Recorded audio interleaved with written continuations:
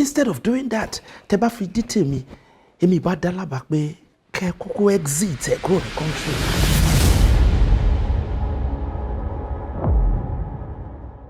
àwọn amọ́kà tán gbé wá àwọn ọ̀tá ẹ̀ ṣe lórí bẹ̀rẹ̀kẹ̀tẹ̀. Would you say something? Kí ló ń try láti sọ? Say something.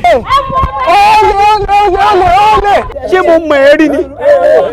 àmọ́ ogun tó máa ṣẹlẹ̀ náà ẹ fọkàn balẹ̀ àwa wà pẹ̀lú yín. èmi mọ̀ wípé ìyanu Ọlọ́run máa ṣẹlẹ̀. And for now you have to stay out of problem because ó lè lọ bá gubernatorial ambition ẹ̀. You are very correct, sir. Èmi gan ti ń wá watchful, sir.